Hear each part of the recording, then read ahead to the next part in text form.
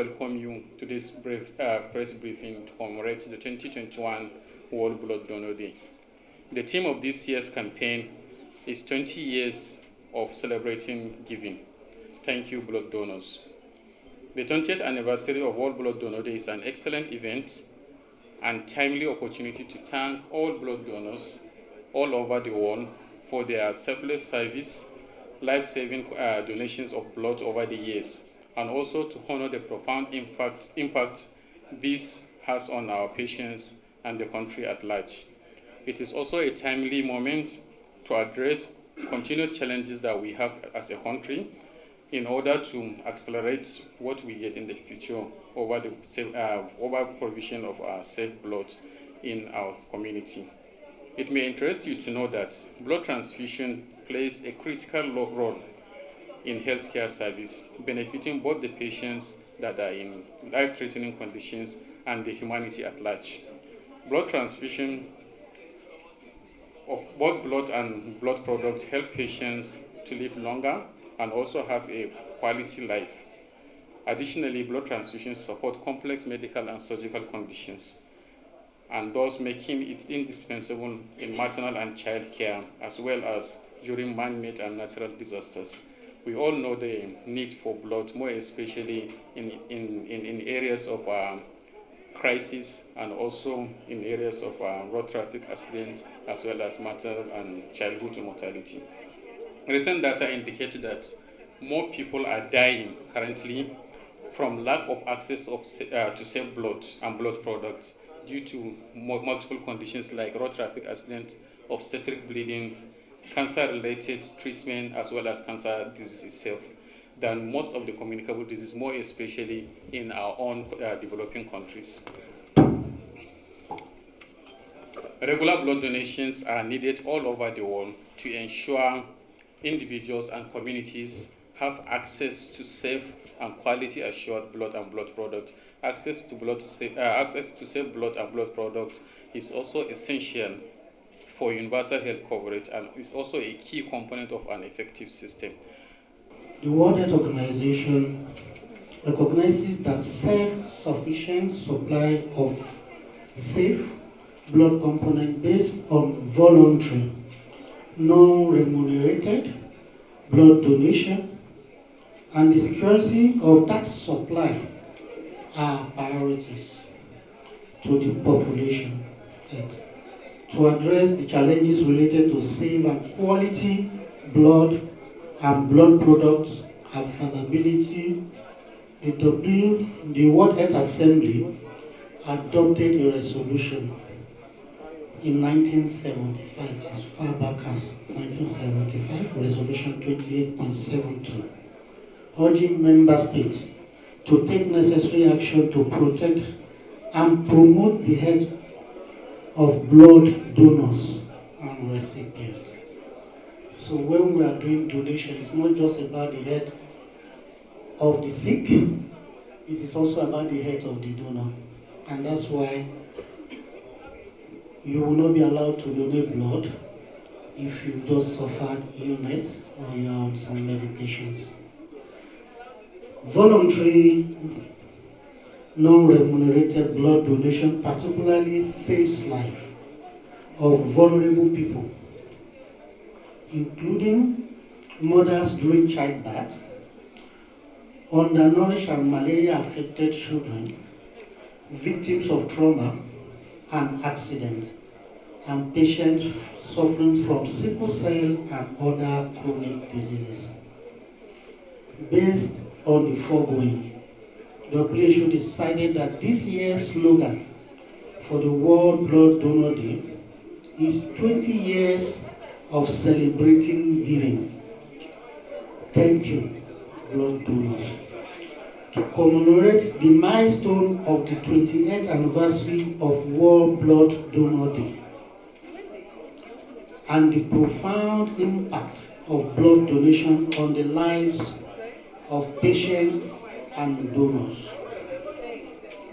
I therefore seize the opportunity to congratulate Nigeria as one of the 16 African countries with 80% of their blood donation or collection coming from voluntary blood donation.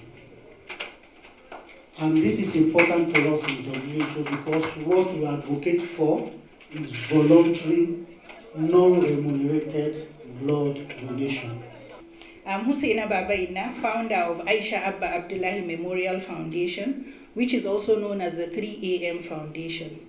The 3AM Foundation has worked closely with the National Blood Service Commission in blood and blood products donation.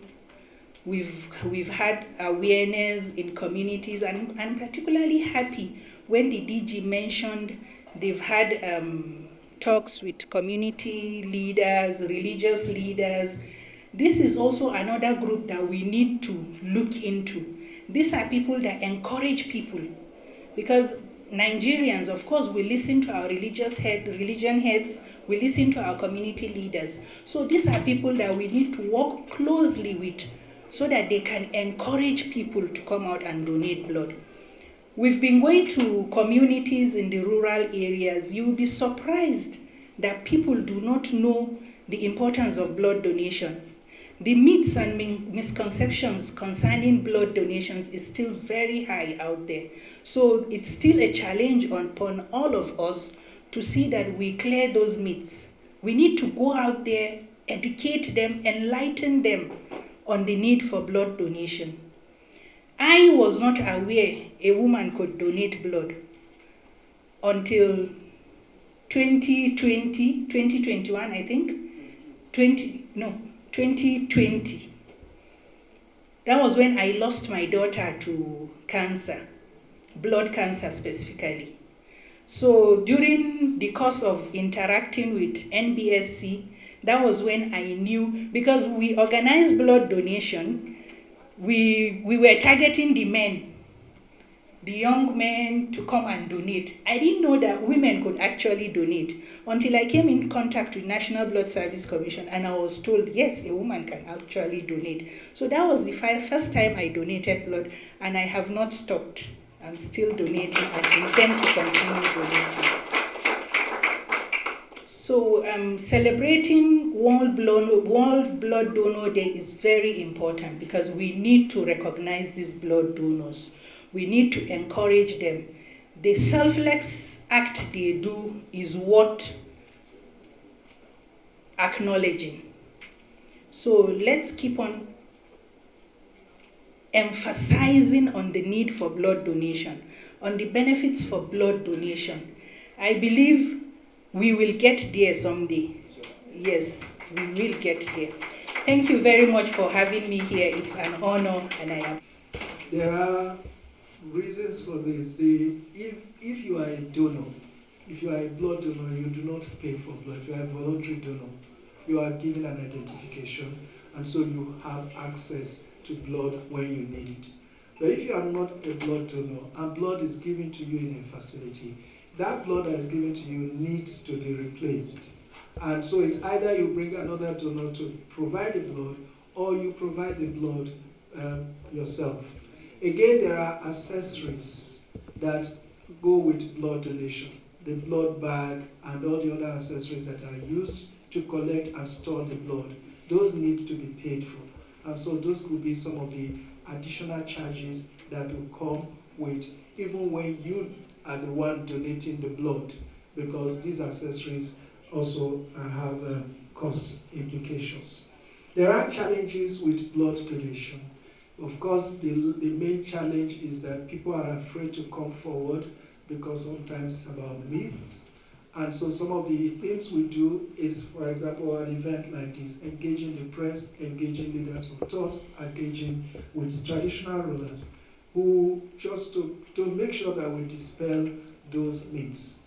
As a matter of fact, and the DG is going to be talking a lot more in that area, blood donation is a healthy process because it also provides an opportunity for renewal of your blood. When you donate, the body is primed to produce more. Now, I'll give you an example. For those of us who have vegetable farms, the more you harvest your vegetables, the more fresh ones come up. So in that regard, you could say that blood donation is a healthy process. I will leave the other questions. I don't think there is any other one I need to speak on, but to say that for any form of operation to be carried out on anybody, there has to be consent.